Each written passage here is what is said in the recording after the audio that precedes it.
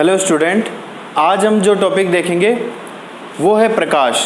तो ये जो अध्याय है प्रकाश, जिसे हम इंग्लिश में लाइट बोलते हैं, प्रकाश से हम पहले तो भली भांति परिचित है कि प्रकाश क्या होता है, प्रकाश का उपयोग क्या है। हम जानते हैं कि प्रकाश हमारे देखने के काम आता है। हम किसी भी वस्तु को जो देखते हैं, हम जानते हैं कि हम वस्तु को आंखों की सहायता से देखते हैं, लेकिन जो प्रकाश है, अगर प्रकाश वहाँ अनुपस्थित होगा तो हम उस वस्तु को नहीं देख सकते। जैसे हम हमारे आसपास जितनी भी वस्तुओं को देख रहे हैं, वो उसका कारण क्या है? तो जब प्रकाश, जैसे हमारे यहाँ अभी प्रकाश का सबसे बड़ा सोर्स क्या है? तो सूरज है। सूर्य से जो रोशनी आ रही है, जो प्रकाश आ रहा है, जब वो किसी वस्तु से टकरा करके हमारी आंख पर गिरता है, उसके कारण हमें वो वस्तु दिखाई देती है। और जो अलग अलग कलर की वस्तु है वो हमें क्यों दिखाई देती है? तो जिस वस्तु पर प्रकाश गिरता है तो वस्तु जो होती है उस प्रकाश का अवशोषण करती है और उसके बाद किसी एक कलर को उत्सर्जित करती है। तो जिस कलर की वस्तु होती है वो उसी कलर का उत्सर्जन करती है, इसलिए हमें वो उस कलर की दिखाई देती है। जैसे एक एप्पल है, अगर वो रेड कलर का है तो हमें लाल क्यों दिखाई दे रहा है? क्योंकि उस पर जब प्रकाश गिरेगा तो उससे लाल रंग उत्सर्जित होगा और हमारी आंख को जैसे ही लाल रंग दिखाई देगा तो हमें पता चल जाएगा ये एक एप्पल है और ये लाल रंग का है। इसी को देख लीजिए, अगर उसी स्थान पे अगर हम प्रकाश को बंद कर दें, जैसे रात के समय की अगर हम बात करें, तो रात के समय हमें वही वस्तु, वही एप्पल जो उस जगह पर रखा हुआ था वो दिखाई नहीं देगा। तो वो दिखाई हमें नहीं दे रहा, इसका कारण क्या हुआ? क्योंकि वहां पर प्रकाश अनुपस्थित है। तो किसी वस्तु को देखने के लिए जितनी आवश्यक हमारी आंखों का होना है, उतना ही आवश्यक उस स्थान पर प्रकाश का होना भी है। अगर प्रकाश उस स्थान पर अनुपस्थित है तो भी हम उस वस्तु को नहीं देख पाएंगे। तो आज हम इस प्रकाश के बारे में संपूर्ण डिटेल पढ़ेंगे कि प्रकाश होता क्या है, प्रकाश क्या क्या गुण रखता है, प्रकाश के कारण परावर्तन और अपवर्तन कैसे कैसे होते हैं। उसमें हमारे दर्पण के सूत्र भी आएंगे, दर्पणों से बनने वाले प्रतिबिंब को हम देखेंगे। इसी प्रकार लेंस के भी फॉर्मूले आएंगे, लेंस से बनने वाले प्रतिबिंबों को भी हम देखेंगे और इन पर आधारित न्यूमेरिकल्स भी आएंगे कि किस तरह से इन पर प्रश्न पूछे जा सकते हैं एग्जाम में और उसको किस तरह से हम हल करेंगे। अब ये जो दर्पण है और लेंस है, इन दोनों में क्या अंतर होता है? तो दर्पण तो जैसे हम प्रतिदिन सुबह उठते ही दर्पण में या शीशे में हम हमारा चेहरा देखते हैं, उसे तो हम दर्पण कहते हैं, जिसमें एक साइड को हम किसी रजत से या किसी सिल्वर से हम उसको पेस्ट कर देते हैं और दूसरी साइड से हम उस पर आईने की तरह उसमें चेहरा देखते हैं। ये तो हमारे दर्पण कहलाता है। और लेंस जो होता है, इसके जो दोनों सिरे होते हैं वो कांच के बने हुए होते हैं। इसलिए दर्पण से जब भी हम प्रतिबिंब का निर्माण करेंगे तो दर्पण से प्रकाश की किरण जाएगी और टकरा करके दर्पण से वापस आएगी, इसलिए दर्पण पे हमको हमारा चेहरा दिखाई देगा। लेकिन लेंस में क्या होता है कि ये प्रकाश की किरणें इसके पार करके जाएगी और दूसरी साइड इमेज बनाएगी। इसलिए दर्पण में तो परावर्तन का उपयोग किया जाता है और जो लेंस होते हैं उसमें अपवर्तन का उपयोग किया जाता है। तो प्रकाश की दो मुख्य घटनाएं हैं, परावर्तन और अपवर्तन। ये दोनों क्या होते हैं और परावर्तन पर आधारित जो दर्पण है उससे प्रतिबिंबों का निर्माण कैसे होता है और उनमें क्या क्या फॉर्मूले काम में आते हैं, उन फॉर्मूलों पर किस तरह से न्यूमेरिकल पूछे जाते हैं। ऐसे ही अपवर्तन क्या होता है? अपवर्तन पर आधारित जो दर्पण है वो दर्पण किस तरह से वर्क करते हैं, उनसे इमेज किस तरह की बनती है, उस पर कौन से फॉर्मूले हैं और उस पर एग्जाम में किस तरह से प्रश्न पूछा जाता है।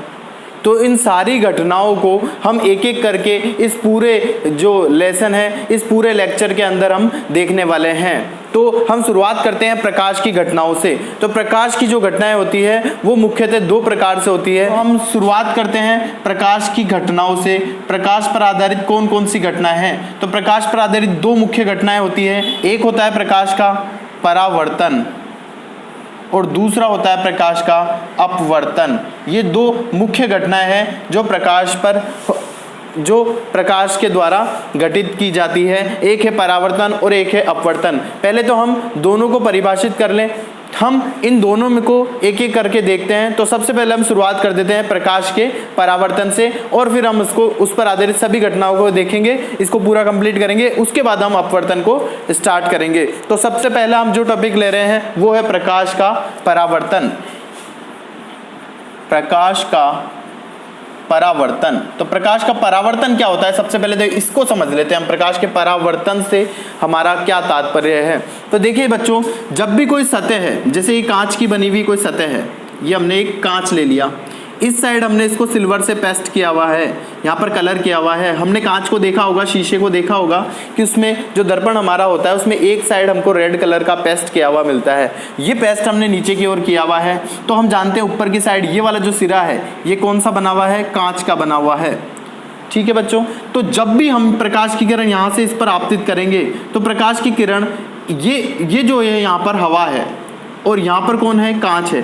तो यहाँ पर एक माध्यम है, पहला माध्यम, माध्यम नंबर 1 जिसका नाम है हवा, और यहाँ कौन सा है, तो यहाँ दूसरा माध्यम है, माध्यम नंबर 2 जो कौन सा है, वो है कांच।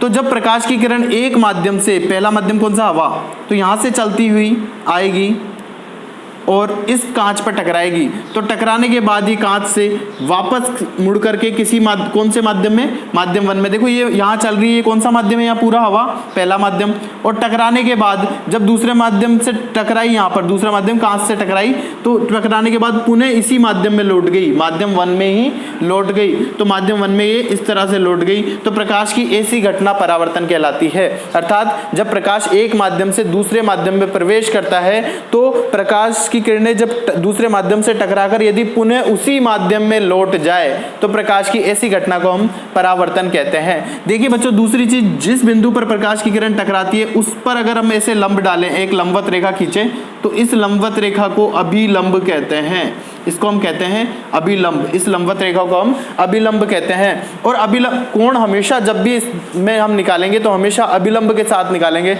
कि अभिलंब के साथ आपतित किरण, ये प्रकाश की किरण कौन सी है, आपतित किरण, क्योंकि ये इस पर आपतित हो रही है, इस पर गिर रही है, तो ये हो गया। या इसको इंग्लिश में बोलते हैं इंसिडेंट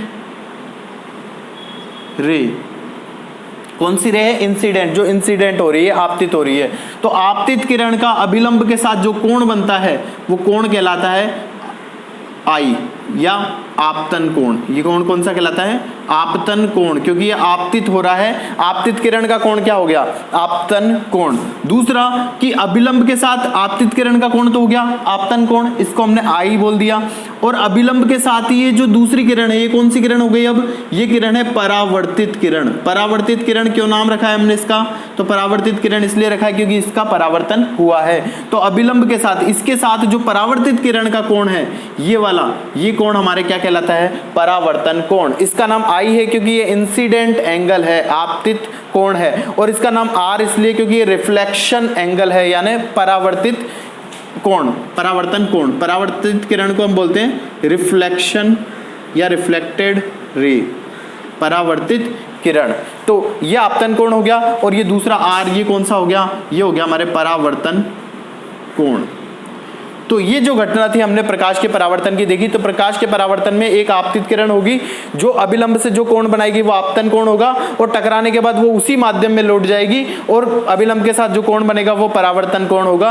ये संपूर्ण घटना हमारे प्रकाश के परावर्तन की कहलाती है। और प्रकाश के परावर्तन में प्रकाश की किरण चाहे आपतित हो चाहे परावर्तित हो, दोनों पहले ही माध्यम में होती है, एक ही माध्यम में होती है, कौन से, हवा में है। ये प्रकाश की किरण इस दूसरे माध्यम कांच के अंदर प्रवेश नहीं करती है।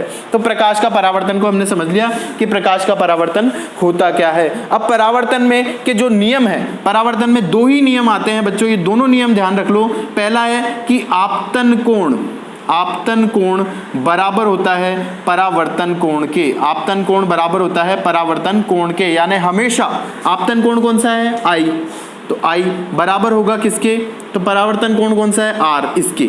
ये हमेशा बराबर होते हैं। 2 ही तो कोण थे इसमें, परावर्तन के नियम में हमने पढ़े ही 2 कोण है, एक आपतन कोण है, एक परावर्तन कोण है, और दोनों भी कैसे होते हैं, हमेशा बराबर होते हैं। अगर मान लो एक छोटा सा प्रश्न मैं पूछ लूं कि यदि प्रकाश की किरण एक माध्यम में अभिलंब के साथ कोण बना रही 30 डिग्री, अर्थात आपतन कोण का मान यदि 30 डिग्री है, तो बच्चों परावर्तन कोण का मान कितना होगा, तो इसका आंसर है परावर्तन कोण का मान भी 30 डिग्री ही होगा, क्योंकि आपतन कोण और परावर्तन कोण कैसे होते हैं, हमेशा बराबर होते हैं। दूसरा नियम क्या कह रहा है, दूसरा नियम ये बोलता है कि जो आपतित किरण है या जो अभिलंब है, अभिलंब है, और या परावर्तित किरण है, इसमें 3 ही चीजें तो थी, एक आपतित किरण, दूसरा अभिलंब, और तीसरा ये परावर्तित किरण। ये 3 चीजें तो थी। तो आपतित किरण हो, अभिलंब हो या परावर्तित किरण हो, तीनों एक ही तल में होते हैं, एक ही तल में होते हैं। बस ये दो ही नियम है परावर्तन के। तो इसका क्या मतलब है कि आपतित किरण, अभिलंब और परावर्तित तीनों एक ही तल में होते हैं। तल का मतलब समतल कह दो, तल कह दो या समतल कह दो, एक ही तल में होते हैं। समतल का क्या मतलब है? तो देखिए समतल का यहाँ पर क्या मतलब है। देखो मैंने आपतित किरण बनाई, इस बोर्ड पर बनाई, अभिलंब बनाया, ये भी इसी बोर्ड पर बनाया, और परावर्तित किरण बनाई, ये भी इसी बोर्ड पर बनाई। ये तीनों किरण इस बोर्ड पर ही है, और ये बोर्ड एक प्लेन है, एक समतल है, तो ये तीनों किरणें एक समतल में है। ऐसा नहीं हो सकता ये किरण इस बोर्ड पर बनी हुई है, डॉट डॉट वाली, ये अभिलंब भी इस बोर्ड पर बना हुआ है, और ये जो परावर्तित किरण है ये बोर्ड की बजाय ऐसे जा गई, ऐसे चली गई इस तरफ, तो ये बोर्ड के बाहर नहीं जा सकती। तो आपतित किरण हो, अभिलंब हो और परावर्तित किरण हो, तीनों एक ही तल में होगी, एक ही समतल में होगी। तो दो ही बातें हैं परावर्तन के नियम में कि एक तो आपतन कोण परावर्तन कोण के बराबर होगा, दूसरा आपतित किरण, अभिलंब और परावर्तित किरण तीनों एक ही तल में होगी। बस ये दो ही नियम है परावर्तन के नियम। अब हम समतल दर्पण में प्रतिबिंब की क्या विशेषताएं होती है उसको भी यहाँ पर देख लेते हैं। समतल दर्पण का मतलब होता है एक ऐसा दर्पण जो समतल हो, प्लेन हो। तो हम घर में जो आईना प्रयोग में लेते हैं, जो शीशा प्रयोग में लेते हैं, वो समतल दर्पण होता है, वो समतल दर्पण का उदाहरण है। तो समतल दर्पण में जो प्रतिबिंब बनता है उसमें क्या क्या विशेषताएं होती है, तो देखो क्या क्या विशेषताएं होती है, इसको हम डायरेक्ट भी ध्यान में रख सकते हैं, हमने देखा ही है, हम प्रतिदिन इसका प्रयोग करते हैं। तो समतल दर्पण की क्या विशेषता होती है? एक तो देखो जब भी हम दर्पण में कोई डायग्राम देखते हैं, कोई हमारा चित्र देखते हैं, तो हम जानते हैं कि वो जो चित्र है वो दर्पण के अंदर हमको दिखाई देता है। हमने दर्पण जब भी देखा होगा, हमने महसूस करा होगा कि वो चित्र कहाँ बनता है, दर्पण के अंदर बन रहा है, अर्थात वो बाहर नहीं बन रहा। जब भी इमेज रियल में बनती है, बाहर बनती है, तो उसे वास्तविक कहते हैं, और दर्पण के पीछे बनती है, अंदर बनती है, तो उसको बोलते हैं आभासी। तो समतल दर्पण में जब भी प्रतिबिंब बनेगा तो वो कैसा बनेगा? हमेशा तो आभासी बनेगा। कैसा बनेगा? आभासी बनेगा। दूसरी चीज वो कितनी दूर बनता है, तो देखिए बच्चों कांच, जब भी हमने देखा होगा कि कांच देखते हैं तो हम जितनी दूर कांच से खड़े हैं हमें कांच के अंदर वो प्रतिबिंब उतना ही दूर दिखाई देता है। इसको प्रैक्टिकल करने के लिए हम कांच से थोड़ा दूर जाएं, तो जैसे ही हम कांच से दूर जाएंगे तो वो जो प्रतिबिंब है वो भी कांच के अंदर हमको दूर जाता हुआ दिखाई देगा। तो जितनी दूर हम खड़े हैं, हम कौन है? बिंब, और जो इमेज बन रही है अंदर, जो चित्र बन रहा है वो है इसका प्रतिबिंब। तो जितनी दूर हम खड़े हैं उतनी ही दूर वो प्रतिबिंब बन रहा है। तो कांच के अंदर भी उतनी ही दूरी पर बनेगा जितनी दूरी पर कोई बिंब रखा है। इसका क्या मतलब है? अर्थात कांच के सामने हम जितनी, कांच से हम जितनी दूरी पर खड़े हैं तो इमेज जो बनेगी, चित्र जो बनेगा वो कांच के अंदर भी उतनी ही दूरी पर बनेगा। दूसरी बात ये हो गई। तीसरी बात, हम जितने बड़े साइज के हैं, जितना बड़ा बिंब है, अंदर जो उसका प्रतिबिंब बनेगा वो भी उतना ही बड़ा बनेगा। जैसे सामने यहाँ कांच है, अगर मैं मार्कर को यहाँ सामने रख दूं कांच के, तो जितना बड़ा ये मार्कर की साइज यहाँ है, जो कांच के अंदर हमें चित्र दिखाई देगा वो उतना ही बड़ा दिखाई देगा। जितना बड़ा ये है उतना ही बड़ा वो दिखाई देगा। तो इसका जो आकार है, तो जो इसका आकार होगा, बिंब का जो आकार होगा वो प्रतिबिंब में भी कैसा होता है? समान होता है। तो मैंने लिख दिया आकार कैसा होता है इसका? समान होता है। जितना बड़ा बिंब होगा उतना ही बड़ा क्या होगा? प्रतिबिंब होगा। और लास्ट इसकी क्या विशेषताएं होती है? तो वो होता है पार्श्व परिवर्तित होता है। पार्श्व परिवर्तित होता है। जो प्रतिबिंब बनेगा वो कैसा होता है? पार्श्व परिवर्तित होता है। अब ये पार्श्व परिवर्तित का मतलब क्या होता है? तो पार्श्व परिवर्तित का मतलब ये होता है कि कांच के अंदर जब भी हम हमारे चित्र को देखते हैं तो हमारा सीधा हाथ उसके अंदर उल्टा हाथ बन जाता है, और उल्टा हाथ उसके अंदर सीधा हाथ बन जाता है। अगर सीधे हाथ में मैंने ये मार्कर पकड़ रखा है और मैं अगर कांच के अंदर मेरा चित्र देखूंगा तो यही मार्कर मुझे ऐसा प्रतीत होगा जैसे उल्टे हाथ में मैंने पकड़ रखा है। इसको हम एक और उदाहरण ले सकते हैं कि किसी कांच के अंदर मैंने यहाँ पर एक चित्र पी लिख दिया। इस पी को जब मैं कांच के अंदर देखूंगा तो मुझे ये कैसा दिखाई देगा? उल्टा दिखाई देगा। ये तो हमने देखा ही होगा, किसी अक्षर को जब हम कांच के अंदर देखते हैं तो वो कैसा दिखाई देता है? हमें उल्टा दिखाई देता है। इसको हम बोलते हैं पार्श्व परिवर्तित। इसको पी से याद रख लो। यहाँ मैंने छोटा सा एक इमेज बना दी पी, और उसका इमेज कैसा दिख रहा है? उल्टा पी जैसा।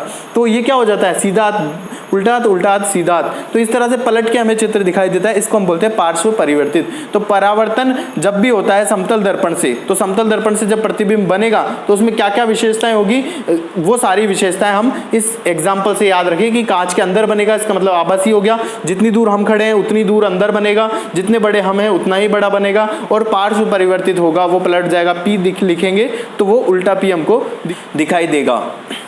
तो ये समतल दर्पण में प्रतिबिंब निर्माण को हमने देखा। अब समतल दर्पण हमने देख लिया है, तो समतल दर्पण के बाद हम देखते हैं कि गोलीय दर्पण क्या होता है। तो गोलीय दर्पण नाम से लग रहा है ये थोड़ा गोले का एक भाग हो सकता है। तो देखिए बच्चों, जिस एक कांच का हम गोला ले लेते हैं, एक गोल कांच है इस तरह का, ये कोई कांच का गोला है, अंदर से खाली है, इसका बाहर बाहर का किनारा जो है वो कांच का बना हुआ है। अगर मैं इस कांच को यहाँ से काट दूं तो काटते ही इसके दो टुकड़े हो गए, एक तो ये वाला, यहाँ तक का ये वाला हिस्सा, यहाँ से लेकर यहाँ तक का, और बचा हुआ ये वाला हिस्सा, ये दूसरा ये वाला हिस्सा हो गया। तो ये जो कटा हुआ भाग है ये वाला, ये हमारे दर्पण बन सकता है। जैसे समतल दर्पण था उसको हमने कैसे बनाया था कि एक प्लेन कांच था, उसमें दूसरी साइड हमने कोई सिल्वर या एल्यूमिनियम का पेस्ट उस पर लगा दिया था, तो पेस्ट जब हमने लगा दिया था तो वो दर्पण बन गया था। तो ये गोले का कटा हुआ भाग हो गया, तो ये गोलीय भाग कहलाएगा। और इसको दर्पण बनाने के लिए हम क्या करेंगे, इस पर पेस्ट लगा देंगे। तो समतल जो था उसके अंदर तो दोनों साइड प्लेन थी, तो हमने किसी भी साइड एक साइड पेस्ट कर देंगे और दूसरी साइड कांच को रख लेंगे, तो हमारा दर्पण बन जाएगा। लेकिन यहाँ पर क्या विशेषता है, तो ये जो गोले का कटा हुआ भाग है, इस कटे हुए भाग को हम उठा करके यहाँ ले आते हैं और मैंने इसको यहाँ पर रख दिया, और इसी वाले कटे हुए भाग को मैंने इसको पलट के एक बार इस तरह से भी रख दिया। ये दो स्थिति है, ये यही वाला दर्पण है, गोले का कटा हुआ भाग है, इसको मैंने पलट के, ये ऐसे था, इसको पलट के ऐसे रख दिया।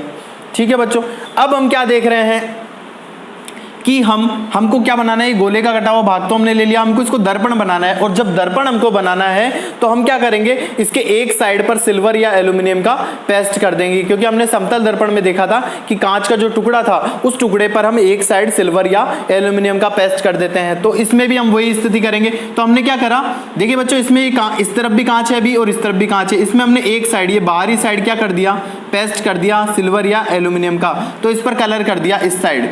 तो इस तरफ क्या बचा, तो इस तरफ बचा कांच बचा। ठीक है बच्चों, यही जो स्थिति यहां है, इसमें हमने कलर कहां कर दिया, इस तरफ कर दिया,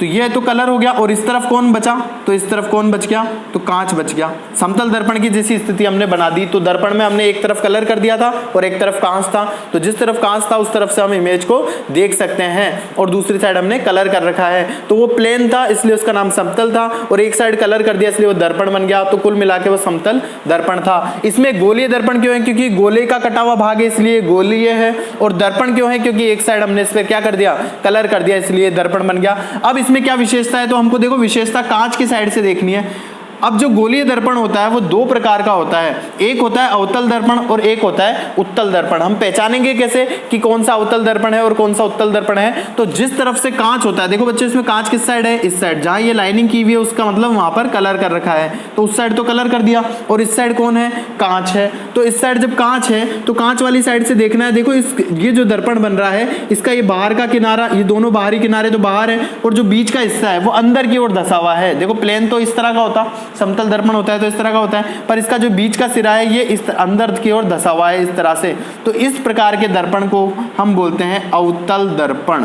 तो अवतल दर्पण में क्या होता है कि अंदर का जो सिरा होता है कांच का वो अंदर की ओर धसा हुआ होता है, बीच का जो सिरा होता है वो अंदर की ओर धसा हुआ होता है। इस प्रकार के दर्पण को हम अवतल दर्पण कहते हैं। दूसरा यहाँ देखो, तो इसमें इस साइड तो हमने कलर कर दिया, और ये वाला सिरा कौन सा है, कांच वाला। तो हमको देखना किस तरफ से होता है, कांच की तरफ से ही देखते हैं हम। तो ये कांच का जो, इस कांच की विशेषता देखो कि इसके जो बाहरी किनारे हैं वो तो अंदर की ओर है, और जो अंदर का सिरा, बीच का जो सिरा है वो बाहर की ओर निकला हुआ है, ये बाहर की ओर निकल रहा है, जो किनारे हैं वो तो अंदर धसे हुए हैं और ये बीच का सिरा बाहर की ओर निकला हुआ है। तो इस प्रकार के उभरे हुए जो दर्पण को, ये उभरा हुआ दिख रहा है, बीच से हमको उभरा हुआ दिख रहा है, तो उभरा हुआ जो सिरा है उसको उत्तल बोलते हैं, तो इसको बोलते हैं उत्तल दर्पण।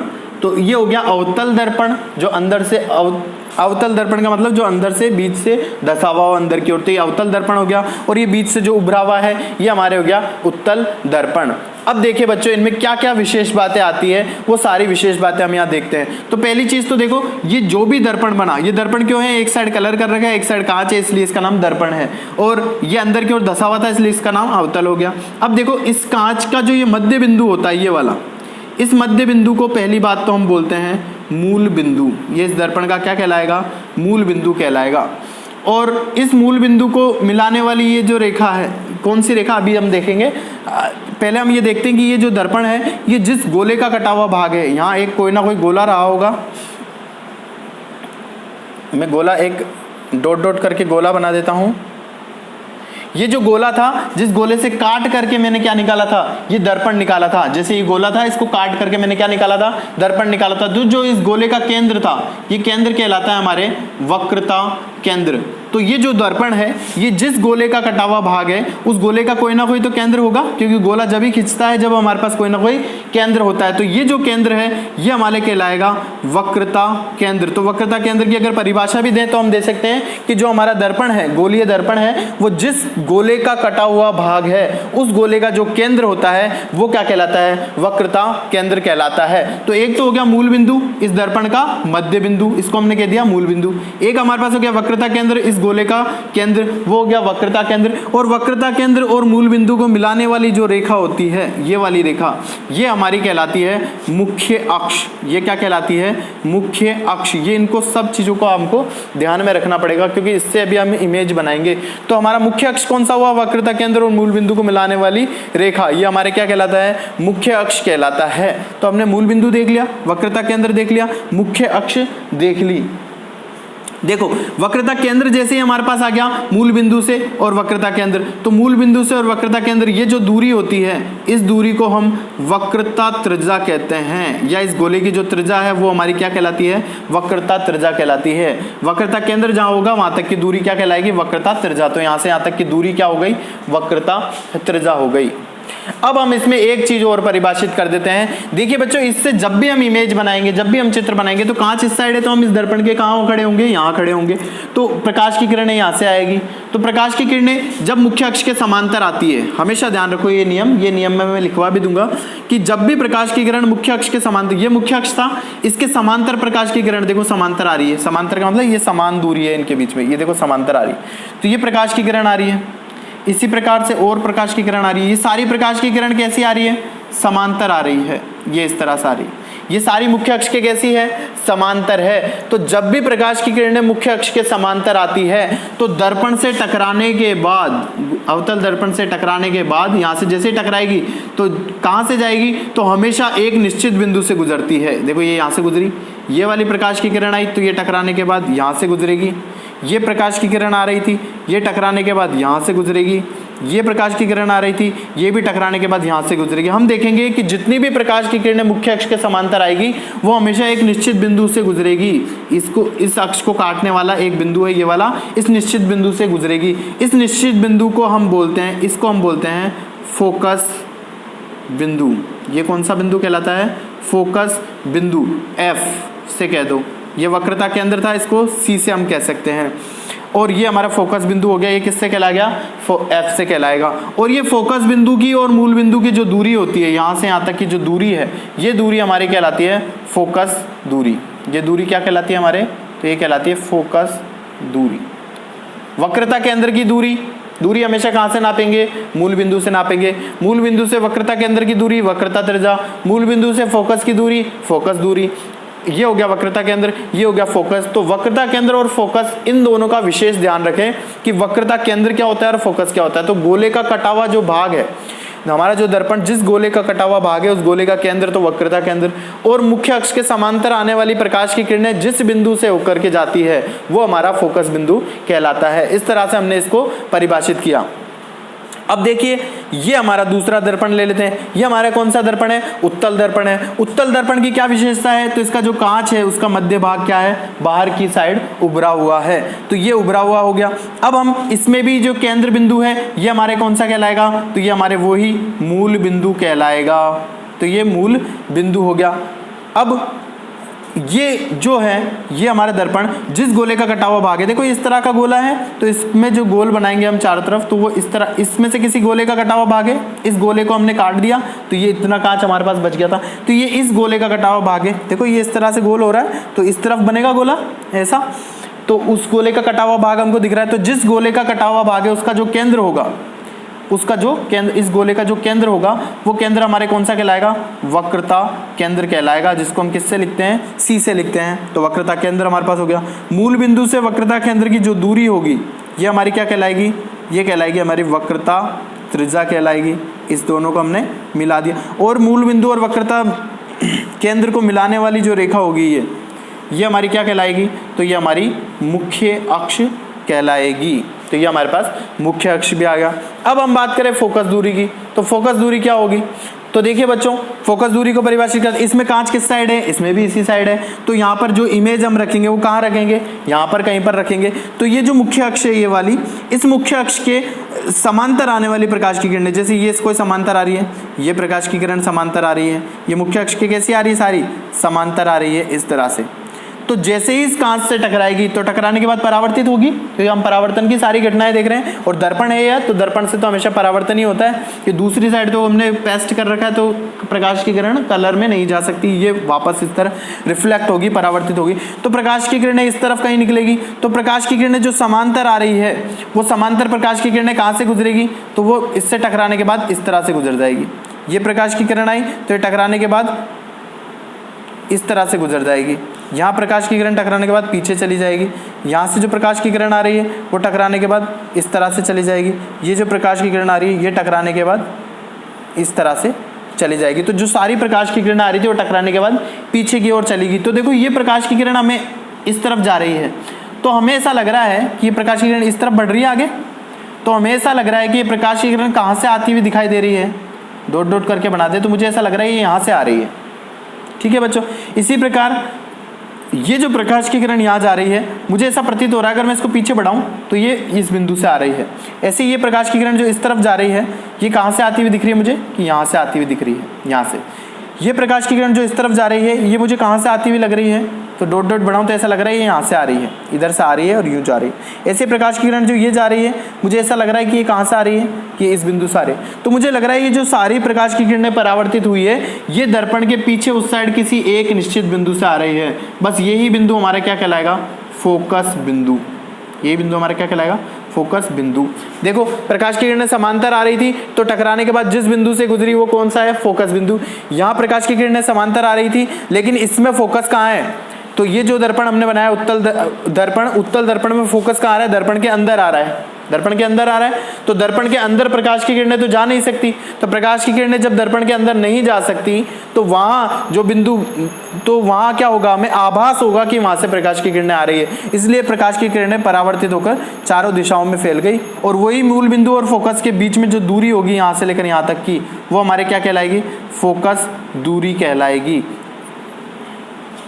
ठीक है बच्चों, तो ये हमारे फोकस दूरी कहलाएगी। तो इस तरह से अवतल दर्पण से कैसे प्रतिबिंब का निर्माण होता है, और दर्पण जो उत्तल दर्पण है उससे प्रतिबिंब का कैसे निर्माण होता है, इन चीजों को हमने यहाँ पर दोनों तरफ देख लिया, दोनों इमेज में देख लिए। अभी हम इन एक एक को लेंगे और इससे अलग अलग स्थिति पर हम बिंब को रखेंगे, और उससे अलग अलग स्थिति पे कैसे प्रतिबिंब का निर्माण होता है और उसको याद कैसे रखें, वो सारे तरीके भी हम यहीं पर देखेंगे। एक छोटा सा फॉर्मूला और यहीं पर मैं लिख देता हूँ, वो ध्यान रखें हमेशा कि जो वक्रता त्रिज्या होती है, जो आर होती है, वक्रता त्रिज्या का मतलब वक्रता केंद्र जो था उसको और मूल बिंदु इसको, ये मिलाने वाली जो रेखा होती है ये हमारे क्या है? वक्रता त्रिज्या। और फोकस दूरी कौन सी है? जो समांतर आने वाली किरणें फोकस से गुजरी थी, ये वाली फोकस दूरी।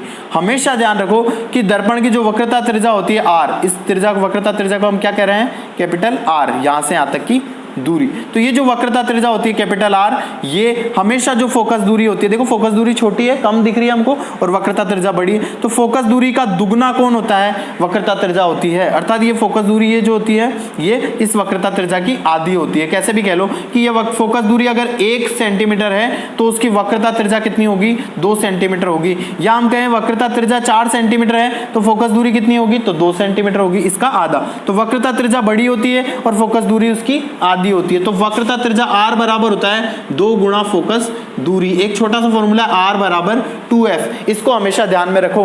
f क्या है? फोकस दूरी। f यहाँ पर क्या है?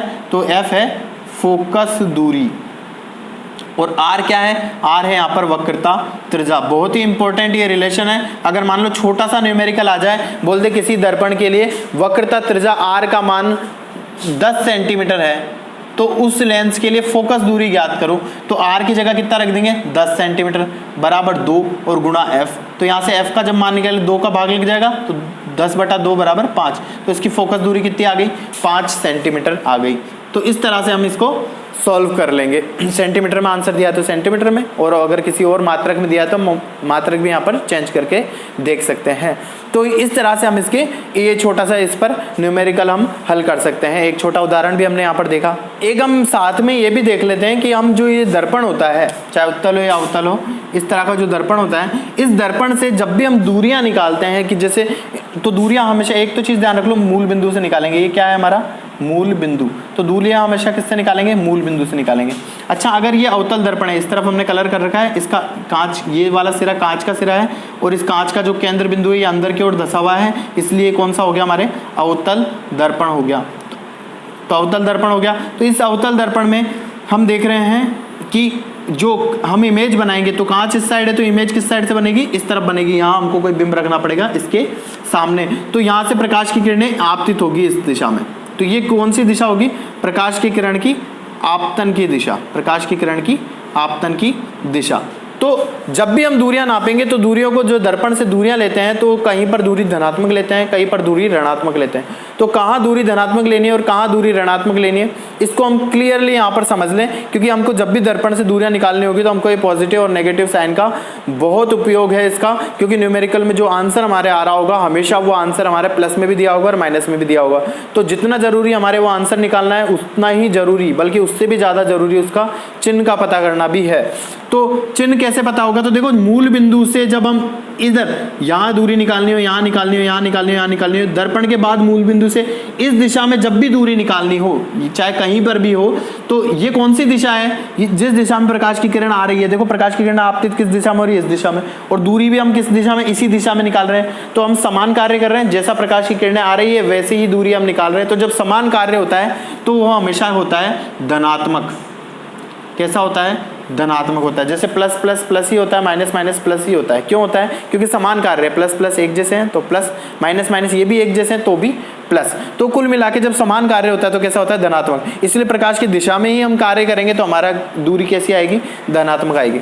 अच्छा, क्या होगा जब मूल बिंदु से यहाँ दूरी निकालनी हो, यहाँ निकालनी हो, यहाँ, तो ये देखो मूल बिंदु से हम यहाँ तक की दूरी ये वाली, मूल बिंदु से यहाँ तक की दूरी ये वाली, मूल बिंदु से यहाँ तक की दूरी ये वाली। तो हम दूरी जो निकाल रहे हैं इस दिशा में, तो मूल बिंदु से कहाँ चल रहे हैं, इधर चल रहे हैं। लेकिन ये जो चलने की दिशा है, ये प्रकाश के आपतन की कैसी हो गई, विपरीत दिशा में हो गई। इसलिए जब भी दर्पण के इस तरफ की सारी दूरियां जब भी निकालेंगे, इस तरफ की दूरी, ये सारी दूरी कैसी होगी, तो ये सारी दूरी होगी ऋणात्मक, नेगेटिव में लेंगे। इधर 1 सेंटीमीटर लिया तो प्लस का 1 सेंटीमीटर, और इधर 1 सेंटीमीटर लिया तो माइनस का 1 सेंटीमीटर। तो एक बात तो हमारे समझ में आ गई, प्रकाश के आपतन की दिशा में ही दूरी ली तो धनात्मक, प्रकाश के आपतन के विपरीत दिशा में दूरी ली तो ऋणात्मक आएगी। अब क्या होगा, जब ये जो मुख्य अक्ष है, ये इस मूल बिंदु और ये वक्रता त्रिज्या को मिलाने, वक्रता केंद्र को मिलाने वाला ये जो हमारा मुख्य अक्ष है, अभी हमने परिभाषित किया था इस मुख्य अक्ष को, इस मुख्य अक्ष के ऊपर कहीं दूरी निकालनी हो, अर्थात ये बिंदु, ये बिंदु, ये बिंदु, ये बिंदु, ये, तो मुख्य अक्ष के ऊपर दूरी निकालनी हो, तो ऊपर जब भी दूरी निकालेंगे तो दूरी कैसी होगी, धनात्मक होगी। ऊंचा बढ़ता हुआ ये कार्य है, और ऊंचा जब भी कार्य होता है धनात्मक होता है। इसको हम वैसे भी ले लें, जब भी हम कोई ग्राफ खींचते हैं तो ग्राफ के अंदर मूल बिंदु 0 से ऊपर की ओर प्लस वाले आते हैं, +1 +2 +3, और मूल बिंदु O से नीचे के साथ है -1 -2। ग्राफ हम खींचते हैं तो इसी तरह से खींचते हैं। वही ऐसे है कि ये मुख्य अक्ष है, ये ग्राफ मान लो, मूल बिंदु 0, इसके ऊपर जब भी दूरी लेंगे तो कैसी आएगी, धनात्मक आएगी। और इसी के नीचे अगर इन किसी भी बिंदु पर दूरी निकालनी है तो ये सारी दूरी कैसी आएगी, ऋणात्मक आएगी। तो इस तरह से हमारे पास ये हो गया। तो दूरियां धनात्मक कहाँ है, इधर दूरी धनात्मक है और ऊपर दूरी धनात्मक है, देखो, और ऋणात्मक कहाँ है, इधर दूरी ऋणात्मक है और नीचे दूरी ऋणात्मक है। देखो बिल्कुल ग्राफ की तरह है, बिल्कुल ग्राफ जब हम खींचते मूल बिंदु 0 है, ऊपर दूरी +1 +2 +3 इस तरह से होती है। नीचे जो दूरी लेंगे तो -1 -2 -3। ग्राफ की इस तरफ दूरी लेते हैं तो -1 -2 -3, और ग्राफ के उधर लेते हैं तो +1 +2 +3। ये जो चित्र बन रहा है हमारा अवतल दर्पण का, ये ठीक उसी प्रकार से है। तो इसमें जब भी दर्पण से हम दूरियां कैलकुलेट करेंगे तो कैसे करेंगे, दर्पण के दाईं ओर धनात्मक, बाईं ओर ऋणात्मक, दर्पण के ऊपर धनात्मक और दर्पण के नीचे धनात्मक। तो इस तरह से हमने दूरियां लेना भी सीख ली। अब हम क्या करेंगे कि इनमें से इन दर्पण को लेंगे, हम पहले अवतल दर्पण को लेंगे, फिर उत्तल दर्पण को लेंगे, और इनके आगे अलग अलग बिंदुओं पर हम कोई बिंब रखेंगे और उससे जो प्रतिबिंब बनेंगे वो कहाँ कहाँ पर बनेंगे, उन सबको हम देखेंगे। पहले सीखेंगे भी चित्र बना करके कि प्रतिबिंब का निर्माण कैसे होता है और कहाँ कहाँ बनते हैं। उसके बाद एक सारणी बनाएंगे, उस सारणी में हम लिख भी देंगे कि कहाँ कहाँ पर प्रतिबिंब का निर्माण हो रहा है। तो और फिर उसको हम याद किस तरह से रख सकते हैं वो चीज़ भी हम वहाँ पर देखेंगे और कंप्लीट करेंगे। तो ये अगले लेक्चर के अंदर हम इसको कंप्लीट करेंगे। तो इसके लिए पार्ट फर्स्ट के साथ साथ सेकंड वाला लेक्चर जरूर देखें इसी का, क्योंकि उस पर ही हम देखेंगे कि मेन तो हमारा कि इमेज का फॉर्मेशन यानी चित्र जो प्रतिबिंब जो बन रहा है वो कहाँ कहाँ बन रहा है, उसको हम कैसे याद कर सकते हैं। और उनमें से क्वेश्चन एग्जाम में निश्चित तौर पर पूछा जाता है, बड़ा ही महत्वपूर्ण वो टॉपिक रहता है। तो इसके साथ साथ हम पार्ट को सेकंड को जरूर देखें।